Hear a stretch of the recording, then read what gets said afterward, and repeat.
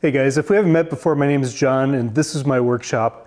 One of the first things that I did when I built this workshop was to build this miter saw workbench. But one of the things that I've been missing since I put this together is to put drawers and shelving underneath that. So we're going to fix that today. I'm going to show you how I build out the storage underneath this to have shelving for some of my larger items and then drawers to store all my tools and everything that's just been collecting right here behind the fence. So let's get going. So one of the first things I'm going to do is fire up this joiner and flatten out all four sides of the boards. And I'm doing that because I already jointed these boards down and I want the other boards that I put in next to them to match up so everything sits nice and flush with each other. All right, with the boards all surfaced now on all four sides, nice and square, we're going to build the subframe underneath the miter saw station so that the miter station is nice and solid.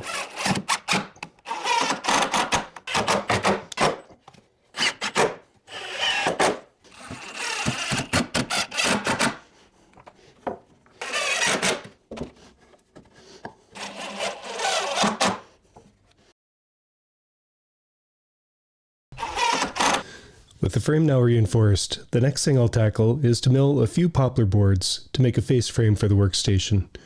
I'm using poplar because it's less expensive than maple and still gives a nice light wood tone. When I was selecting the boards, I noticed that a lot of them had a green color to them or a green tone, so I was selective to choose boards without the extra color. I didn't pre-assemble the face frame, preferring to cut, glue, and brad nail each board into place for a better fit. And while I don't show it, I cut a 1/2 inch plywood for the back and sides and 3/4 inch plywood for the bottom of each side of the workstation. Using that same 3/4 inch plywood, I cut dividers to separate the workstation into 3 sections, installing these with pocket hole screws, some spacers to set the width, and a little help from my brother, who's a very welcome second set of hands.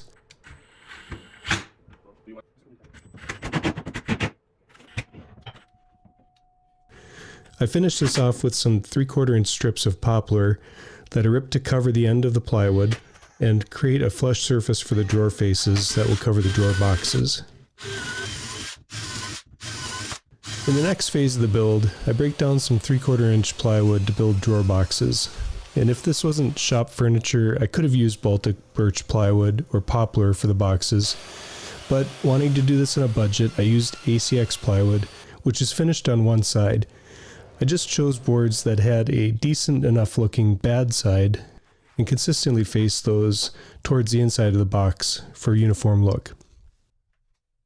For the bottom of the boxes, I used a sheet of 1/4 inch birch laminated plywood that had an MDF core.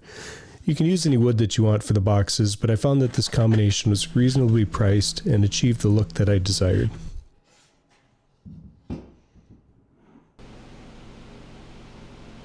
So after I got all the drawer boxes cut and assembled, I decided that the space in between these is going to be too small.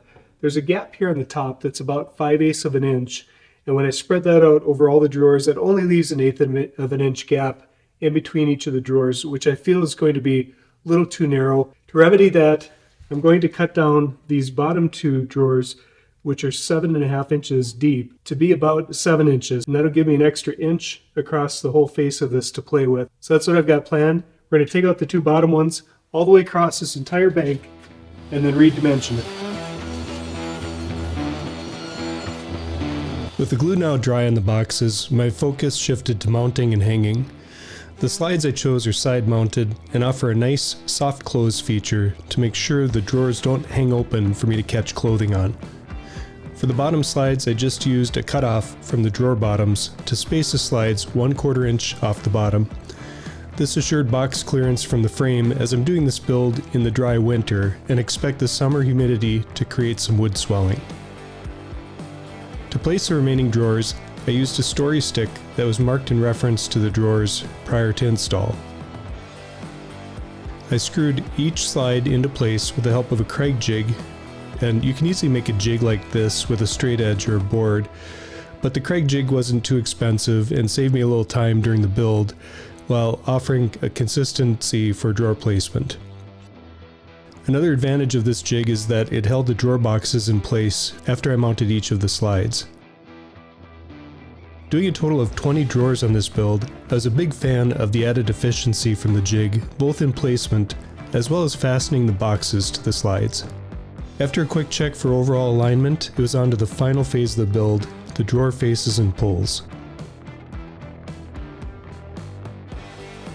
For the faces, I milled down poplar boards to 3/4 of an inch thick, and then I cut them down to the final dimensions for each drawer.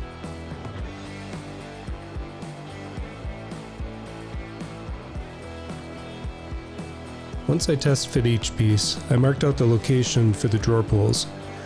I thought I'd go old school on this and use the drill press instead of a jig. I first measured out the pull placement on the first drawer, and then used these holes as a reference to set stops on the drill press fence for the other faces. The fence depth from the center of the drill bit needed to be adjusted for the shorter drawers, but fence stops stayed the same as all drawers were the same width. So now that I've got all the drawer faces prepped with holes pre-drilled for the handles, I'm going to install those on the boxes. And to do that, I want to create a little bit of a reveal. So I have some playing cards that I'm just going to insert here, and that will give me just enough clearance. And then side to side, I want to make sure that this is just about even. And I'll attach a drawer face temporarily to the box using these screws.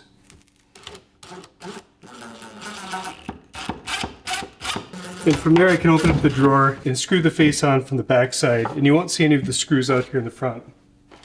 And I'm using these screws. These are called Techs. They're a 1-inch screw, and they have a little wafer head, which I think is going to provide good holding power.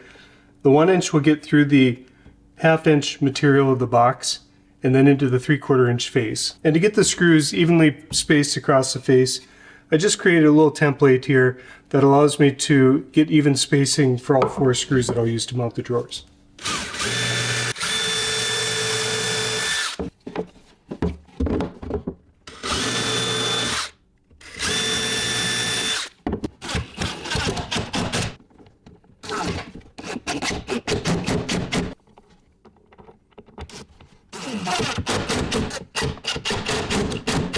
The last step for finishing up this drawer is to install the handle. And to do that, I'll just finish drilling this hole through. The handles came with this number 8 by 32 1-inch screw, and that's definitely not going to be enough to fit through the entire thickness right here of the sidewall. So I did pick up some longer screws. And just for a little added strength, some number 8 washers.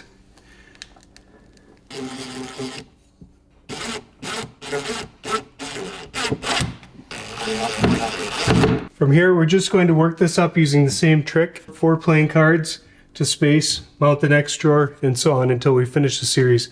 I have a total of 20 drawers to do. Once that's done, I'll show you the finished result.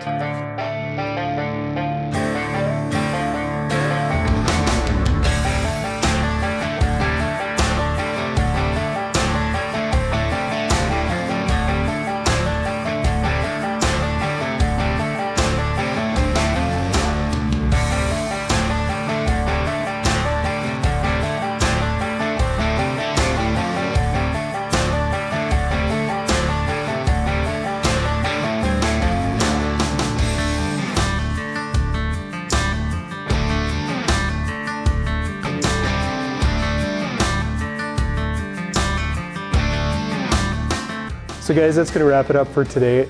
Couldn't be more happy with this project. One of the things that I really thought about when I built this workbench for my miter saw was having some under cabinet storage eventually put in, but I didn't know how that would work.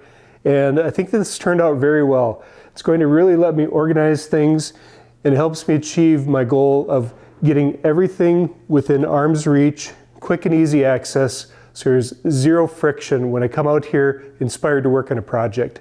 And if you like content like this, I invite you to subscribe to the channel.